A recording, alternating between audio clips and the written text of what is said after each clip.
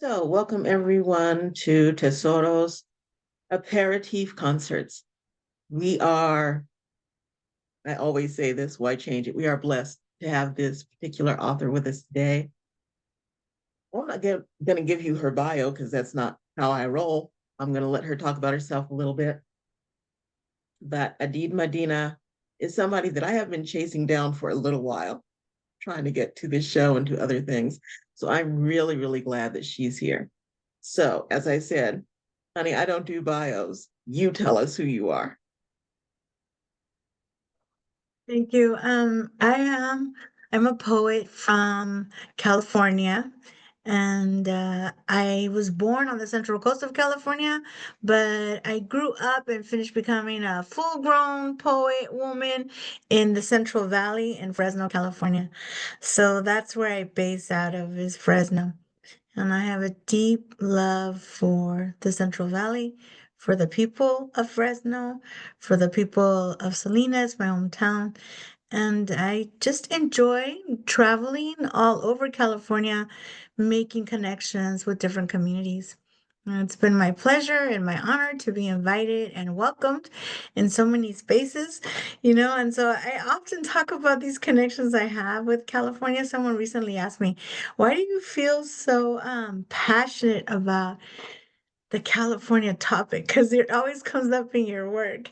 And I think that that comes from coming from a family of farm workers and people who are connected to the land and having to be on the move all of the time with the crops and what they call the circuit, the corrida. And so, therefore, I have that connection. I feel when I see California, I'm not looking at cities per se. I'm seeing like, oh, that's where they grow lemons. That's where they grow artichokes. That's where they grow strawberries. And those are the people that were there. And that land belongs to this tribal band, and that land belongs to that tribal band. And so I make the connections with the heart and with the people, and I identify with, the people and the food that is grown there, the fauna and flora that's natural to the area. That's how I identify California. So I feel very connected. Okay. So I'm going to ask you the question I ask everybody, and you can interpret this however it is you need to interpret it. Why poetry and why now? Been reading poetry from the moment that I learned how to read and write English. So most people don't remember, right? When is that moment that I started writing or that language became of interest to me? But because I learned English in school and not at home, I can tell you exactly that it was in Mrs. Brown's kindergarten class at Sanborn Elementary School, and that it was with the song, I looked out the window and what did I see? Apricot, popcorn popping on the apricot tree. So at that moment, suddenly I could understand. It was like, I'm not sure, so the synapses in my brain were connected, and I suddenly became bilingual. And the first thing that popped into my mind were those rhymes. I was 5 and I took such joy from cat, hat, bat, ball, tall. I remember the little books that they would give us to practice our handwriting on and the words and the joy that I got from going, oh, that sounds like that. It rhymes. And then I would make little songs in my head and I began writing poems and songs and stories just because I enjoyed the language play and what it sounded like to me and what it felt like. And so I was writing little books all the way through second grade. I was writing little books and until one of my teachers found my books in second grade. And unfortunately, she was not very pleased with me writing. And so she made an example out of me in the classroom and basically told me that I was just a worthless little wetback Mexican girl and that I shouldn't feel special about my ability to write things, and that I was foolish because look at all the misspelled words I had. And she made my classmates laugh at me. And it was a terrible afternoon of torture. And I think she traumatized not only me, but my classmates. Her name was Mrs. Ashton, and she's from Sanborn Elementary. So, like I said, I remember these things. So it did not stop me from writing, but it kept me from showing my work to anyone at school because I've equated it with danger. I didn't have words for racism or bigotry because I was 7 years old, but I understood that something terrible had happened to me because someone saw my writing. And so I decided not to show anyone my writing and kept it secret to myself until the fourth grade. And then in the fourth grade, they had a contest. It was a poetry contest. And I thought, great, safe. I can show someone the things that I write. So I was very happy. I submitted my poem and then I got called to the office. And I thought it was because I won the contest. I was very happy. I was so excited. And then the vice principal at Frank Paul Elementary School in Salinas, he asked me, he's all, do you know what plagiarism is? And I was 9, so no, I did not know what plagiarism was, but I had it quickly explained to me. Uh, and so I understood that it meant that I had stolen someone's words. And I kept trying to convince him that I hadn't, that I had written this poem. And he was Mexican, my vice principal, and he said, you did not write this poem because your parents are farm workers and your first language is Spanish. So you could have not written this work. And then they called my parents in and tried to tell my parents what plagiarism was. My mother thought I had stolen a whole book. She was like, did you steal a book, kid? Like she was upset with me. And I was like, no, no, no. They're saying that I stole the words. And then my father said, oh, you're calling my daughter a liar. And my father cleared that up really fast. And he said, my daughter is not a liar. If she says she wrote this work, then she wrote it. And I don't understand why you're saying that she couldn't have written it because she belongs to us and to the Spanish language at home.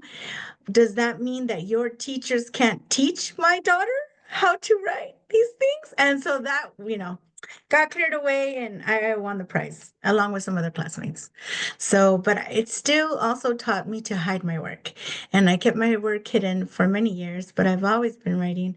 By the time I got to college, I had hidden it so well that I was majoring in biology. That's how much I hid it. I didn't want to show anyone that I could write. It was very intimidating. And so I was majoring in biology, and I had friends who pressured me into submitting my work to the journal at California State University, Fresno, the Chicano Writers and Artists Association Journal. And it was a big deal on our campus and in California. And they convinced me. I didn't want to do it, but they said, if you do not choose your work and submit it, we will choose it for you. And so out of fear, I decided I better just choose my poems and have myself represented the way I want to be represented. And I was published. So that was the first time that I was published. But I believe that poetry, maybe it was the way language was introduced to me in Mrs. Brown's class. She triggered something very innate in me, something very deep with the rhythm of words and songs. And I love Mrs. Brown to this day. I can still picture her face, and she was an amazing teacher. Okay. So that answers a lot about the first part of the question, but why now? Yeah, well, I've never stopped writing. The only time that I stopped writing was when I was married for a moment. I don't know, I was busy being domestic for a while. And then I was separated and divorced from my ex-husband, and then I started writing again. But I think that poetry, if the question is why is poetry important now? If that is the question, because I've never stopped writing.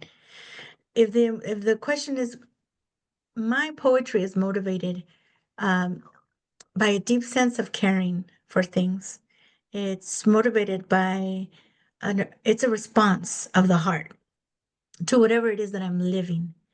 And currently, uh, I feel as though I'm on like, it's a crucible. I just keep producing, producing, producing work because I feel the necessity. Like I said, I'm a biologist.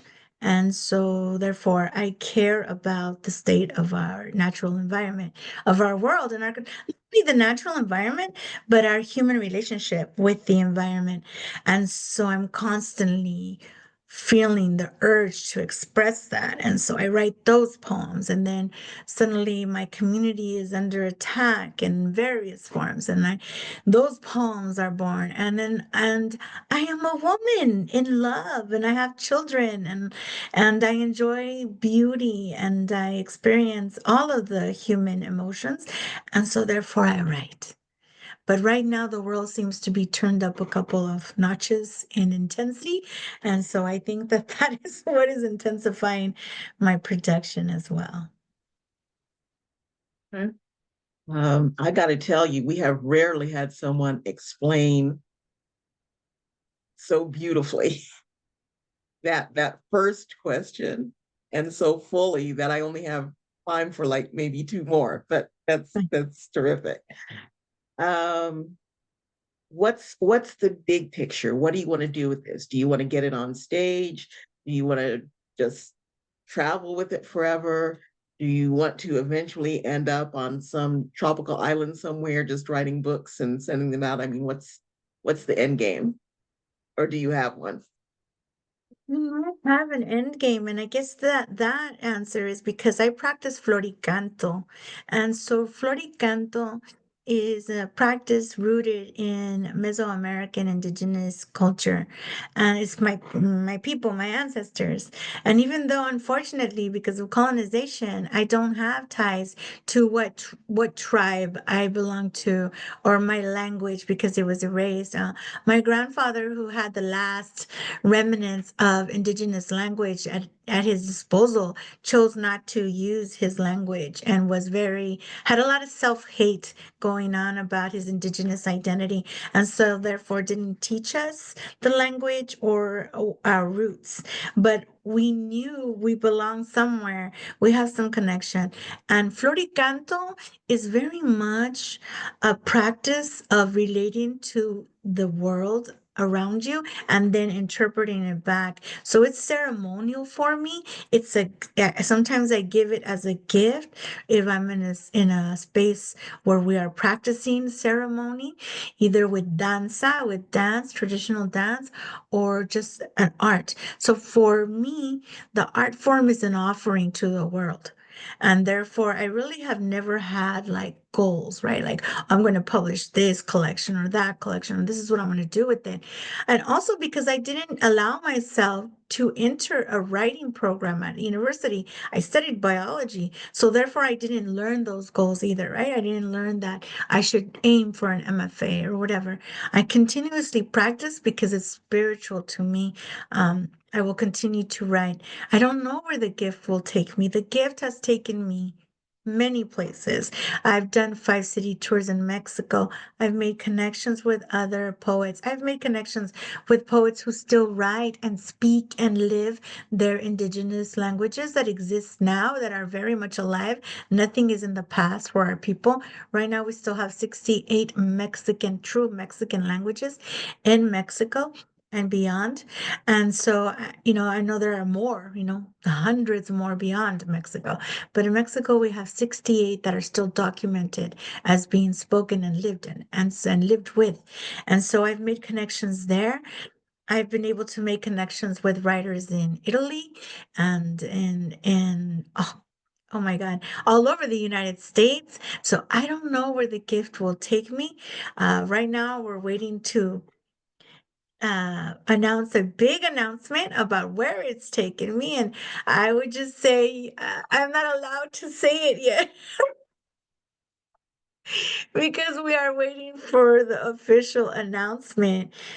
But it definitely has taken me into to make those friendships, and not only the friendships but real relationships with the earth itself, I feel, I've I made friends with this population of hummingbirds at UC Santa Cruz Arboretum, and this book came about it. So where is it taking me? You know, uh, I let the poetry take me. I don't know where it will end up. Huh? I Yeah. Well, speaking of that, it's about time for us to hear some of that poetry. So, Okay.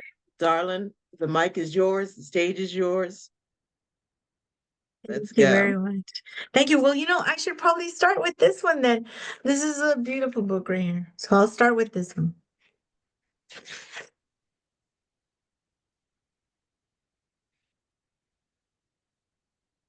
There is a white hummingbird living in your garden. He spends his days flying from tree limbs to banksia flowers, ghost in the arboretum. There are no doubts in the blur flying across the clearing. White colibri flies straight arrow into the folds of the sky, turns, dives beak first, defiantly into daredevil spins and loops his wings firmly clasped around a tiny frame of hollow bones, dark roots deep into my eyes.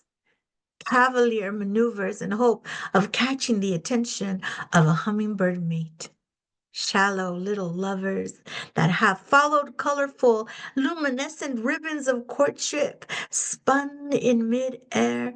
The hummingbird tries to prove he is worthy of love with low dips to the ground. Low. I envy your hummingbird's bold moves mid-air. Hard to believe any sentient being can be that brave. Somewhere in the colibri, there must be a twinge of trepidation before it gets too close to the earth or right as he turns to dive. No hesitation. No hesitation. You. So that's from Colibri. Um, I'm going to read another one. Mother of Hummingbird Prayers. My mother said there would be hummingbirds clutching messages under rattling wings, drinking responses straight from our souls, blooming.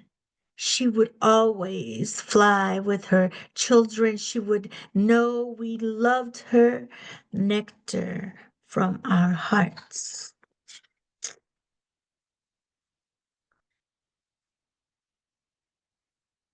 One more from this book, Ceremony on Volunteer Bench. Keep track of the days, counting Annas, Allens, and Rufus. Call them all Huitzilopochtli. Come bird watching, photograph reincarnated ancestors. Say word like population, species. Feel very smart. Oh, biology smart. Feel that. Photograph reincarnated ancestors. Say the word, speak floricanto into the sky where it belongs. Hold ceremony on the bench with the view of the sea. You. So that's 31 Hummingbird. I love that. But and I'm going to read from the Common. This is the Common, and it's number 26, issue number 26 from Amherst College in Boston. I'm sorry, in Amherst, Massachusetts. Boston. Oh my God, they're gonna hit me on the head. Sorry. Amherst College. This is the farm workers portfolio, and I just presented on this with my fellow writers and editors, Miguel Morales, who's amazing, at AWP in Los Angeles. So I'm going to read from there a little bit about my experience uh,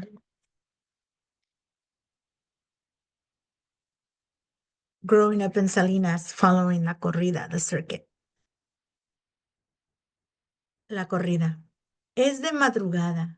It is dawn, always dawn, the sun breaking through, the breaking of the soil, the faint smell of rain from irrigated dirt, crusts of mud from the crop rows. Comes home with my father on his pants and beneath his fingernails. He must change out of his work clothes in the garage, his jeans, socks, shirts contaminated by pesticide residue are washed separately from the rest of the family laundry. My mother. Oh, works on the machines in the lettuce fields, wrapping the heads in thin printed plastic, covered in bright letters meant to draw customers' eyes. She is proud of the smooth, seamless wrap, the speed with which she can fill huge boxes. These heads of lettuce are her art. There are three of us, children, taken out of bed before dawn, wrapped in blankets. We are carried out to the waiting car, motor on, steam rising from the undercarriage. I stay still, not to walk. My mother and my aunt talk. I listen to their conversations, leaning in on my baby brother and sister. The sitter waits for us. Bag of freshly cooked lunches, box of cereal, gallon of milk. There are never sick days. There are never vacations unless there is no work in the fields. And even then, the work can be followed, hunted down, chased through California, Arizona, Washington. My father follows the crops with a tribe of seasonal bachelors, sending back wages minus the cost of rent, the cost of food, the high cost of separated lives. My mother searches packing sheds along the roads for work, la corrida, running, always running for our lives.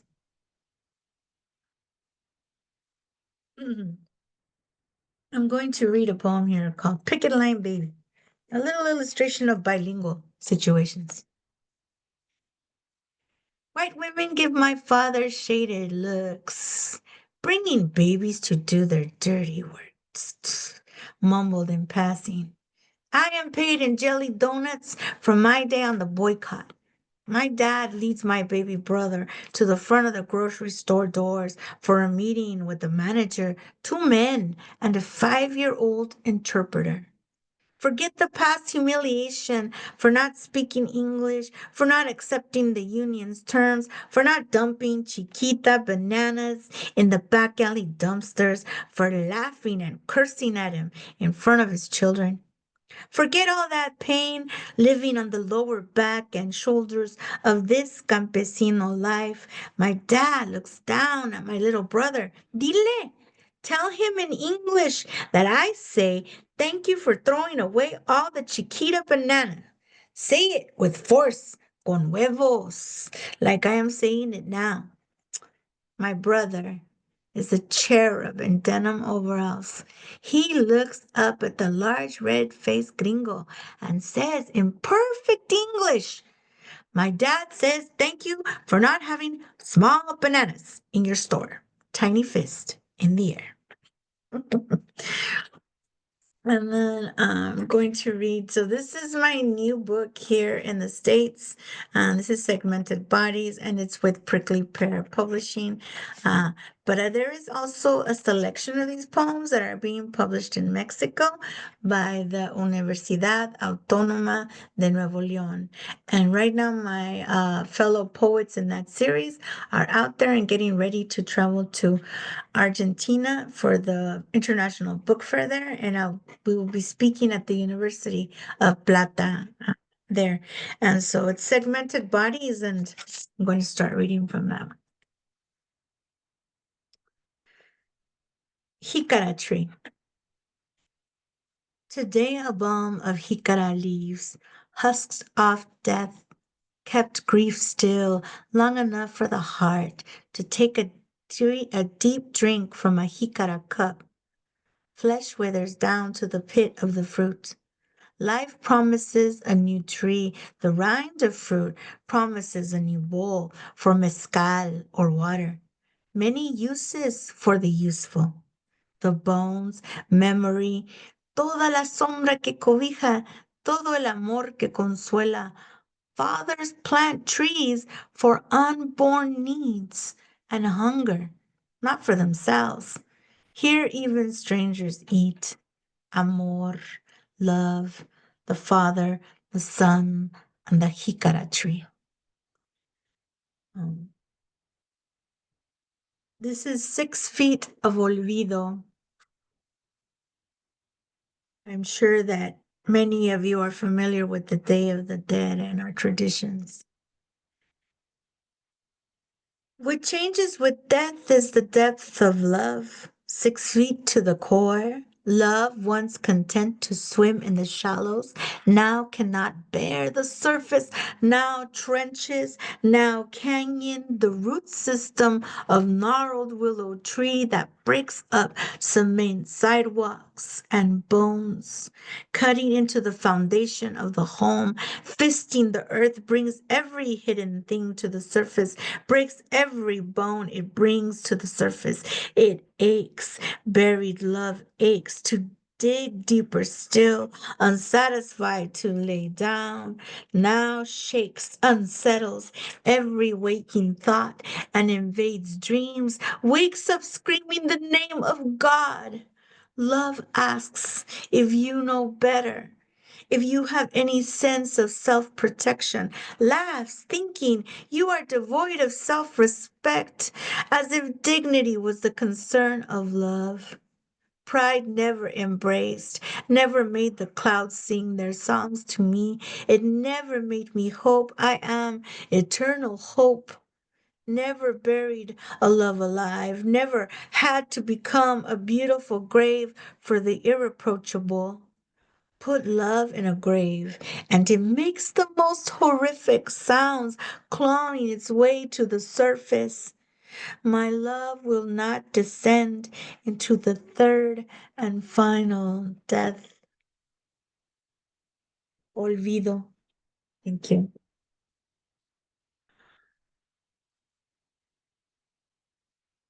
We said, why now, right? I wrote this poem I wrote here many years ago, and I never thought I'd have to read it again. But we never know what's time. 600. 600 lives disrupted, 600 families in turmoil, some citizens, legal residents, because that's how ICE operates. Swift turmoil, I know, I remember. 600 questions, 600 homes with children now alone. At the beginning of the school year, the PTA will take note of unanswered membership letters sent home. Who will tell the children why the driveway is empty and the kitchen stove cold when they get home? 600 social workers should have been sent out by ICE to make sure 5-year-old citizens are not locked out of their houses or afraid of the new monsters under the bed. Do not worry about the children. ICE will send out agents to check the status of the ones at home and accordingly accuse the older ones of human trafficking. ICE may even take them to verify their status for the nation's safety. ICE agents are well versed in the interrogation of children. They usually only keep citizen children in custody for 23 days. The children are not forgotten. 600 things forgotten at home? Glasses, medications, rosaries, proper goodbyes. Remember, ICE confiscates your humanity and your blood pressure meds at processing. Food processing. Oh, we love to eat chicken. The word love is misused. We love our country of processed foods, processed thoughts, processed lives. And once you pluck a chicken, butcher its corpse, you are pretty much useless to the USA. Welcome to your severance package, detention center, death camp, hangar. It is the hottest day of the year in Mississippi. Do you know where your fried chicken is? 600. It's a clean number, tidy when they say it on the news.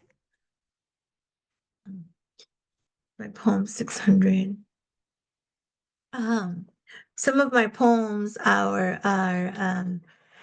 put up on murals. I did a lot of work with a mural collaborative, and they would use my poems on murals in cities and little tiny towns where farm workers live.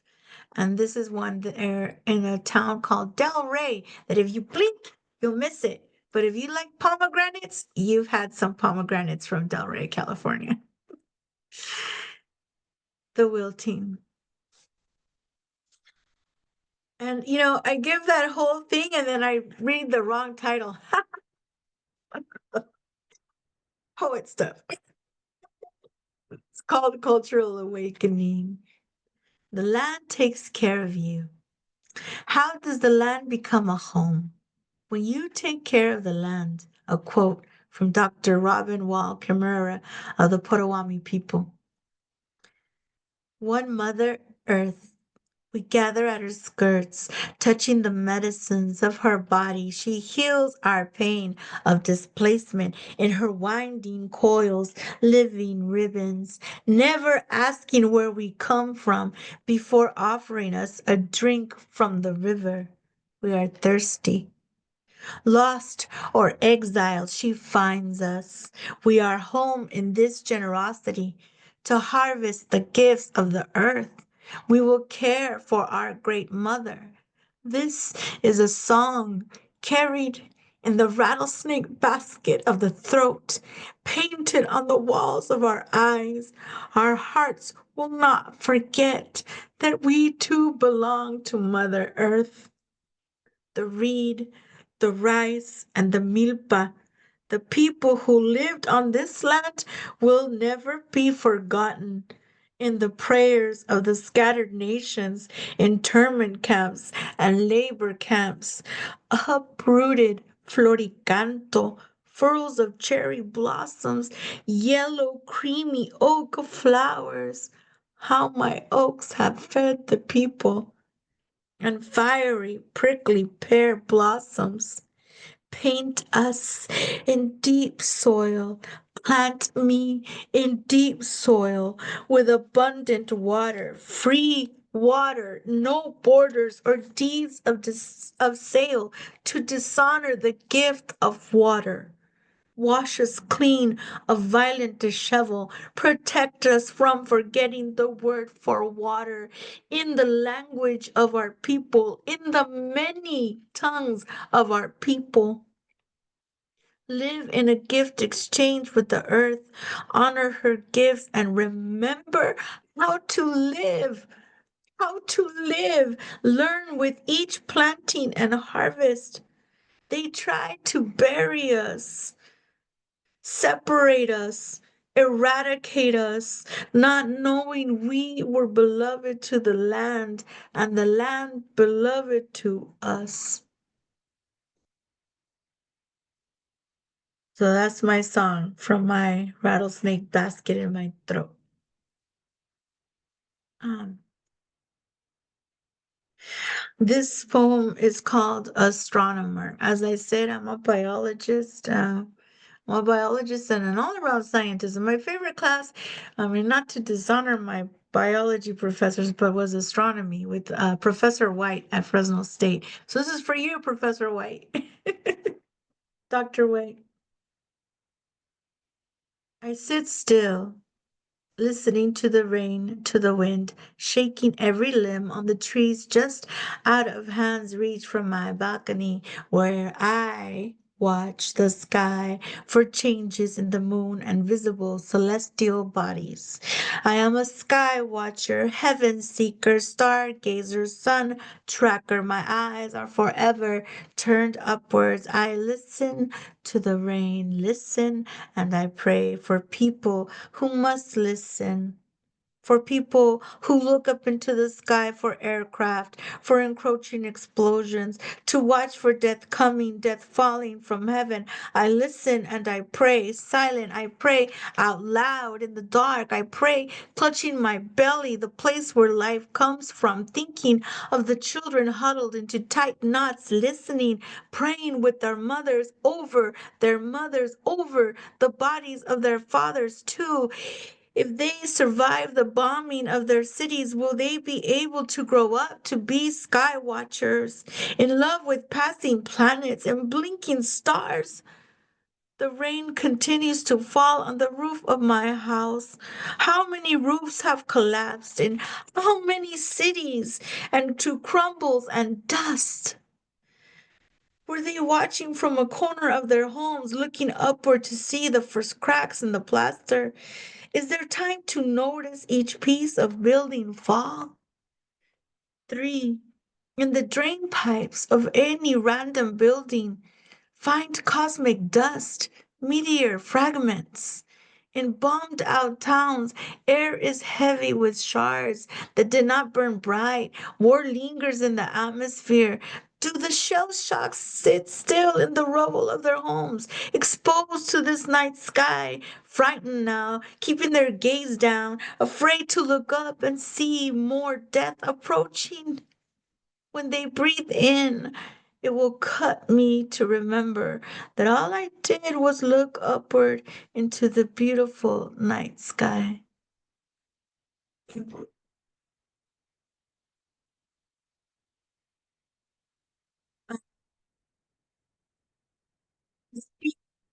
I speak Spanish, I speak English, and I speak Spanglish. That's a mix of everything and slang, and it's fun, and it's uh it's my jam. So I'm gonna read a poem in Calo in Spanglish.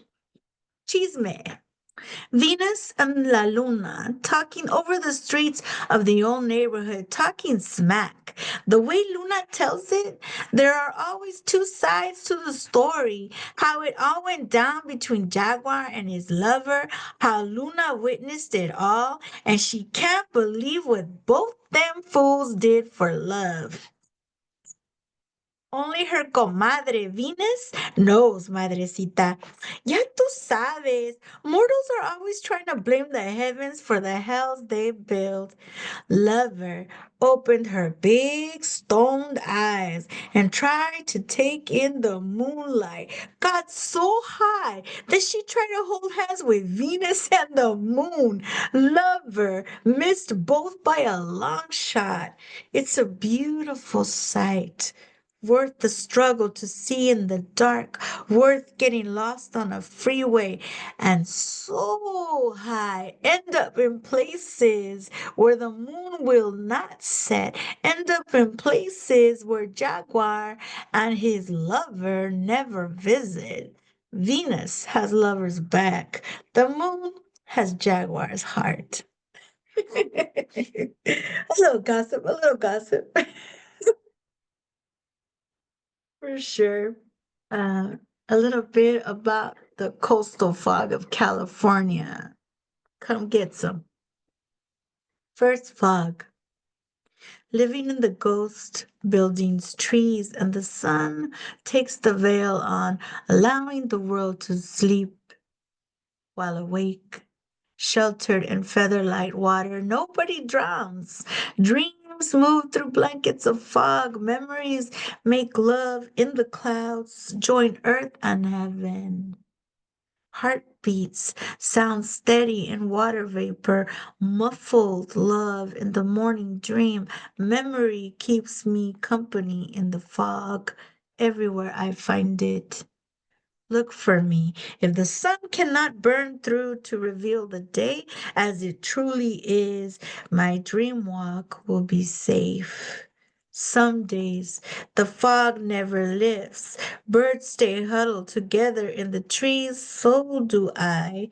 Head to chest, beak to wing, wings closed. Stay still with every living thing.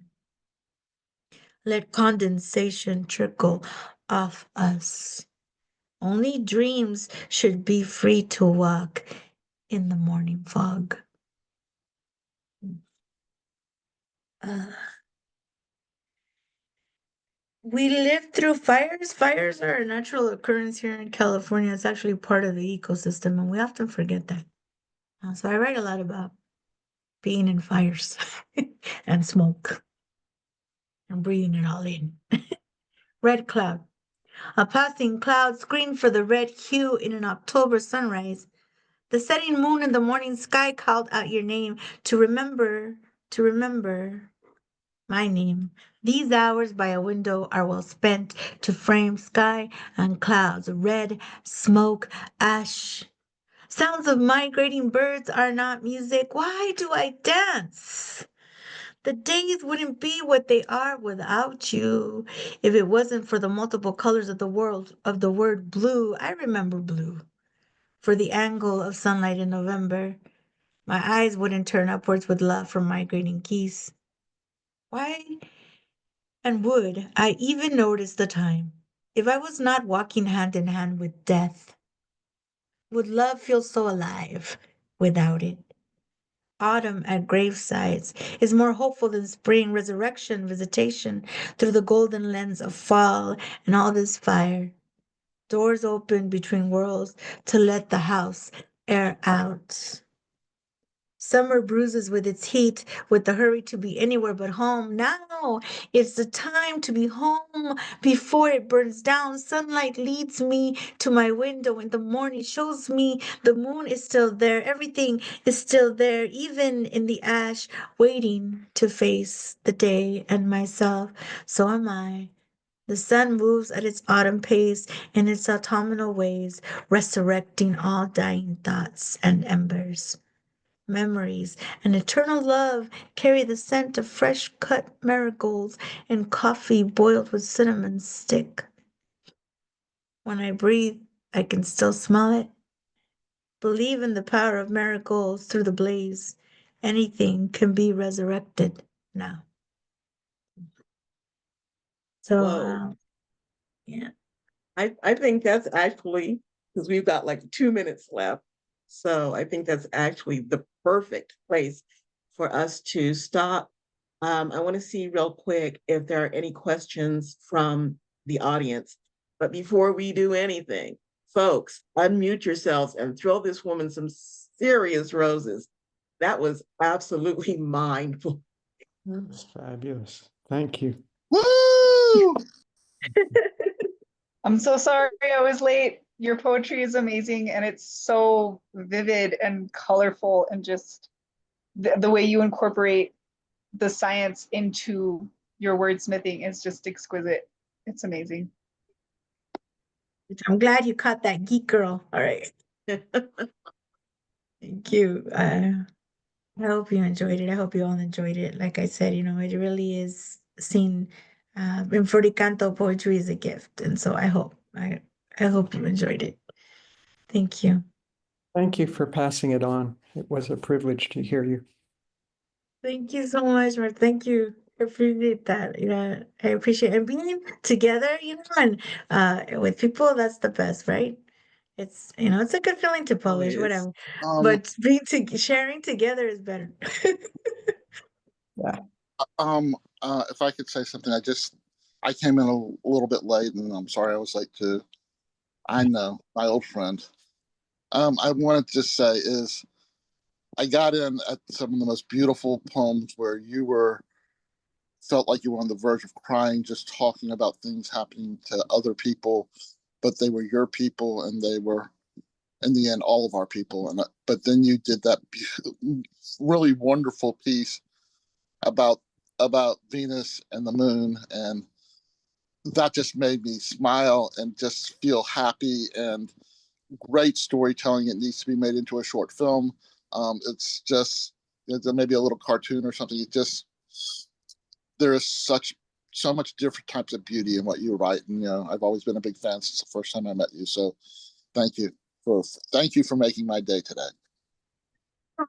I'm a big fan of yours. Oh my God. And I still owe you a book. Don't think I've forgotten. I'm a terrible friend.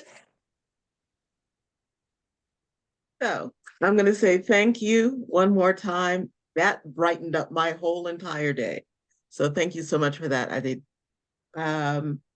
Tesoro will have another aperitif concert on April the 8th. We will be featuring Victory, who is one of our newer Tesoro members. So that should be cool. do keep an eye on www.firesingers.com. It will let you know what Tesoro is about, what we're up to, where we're going. And because I long ago stopped trying to mess around with people's time zones and everything else, wherever you are, whatever season of the day you're in, have an absolutely fantastic time. And we will see you somewhere around the way. Y'all take it light. Thank you. Thank you, Stacy. Thank you so much.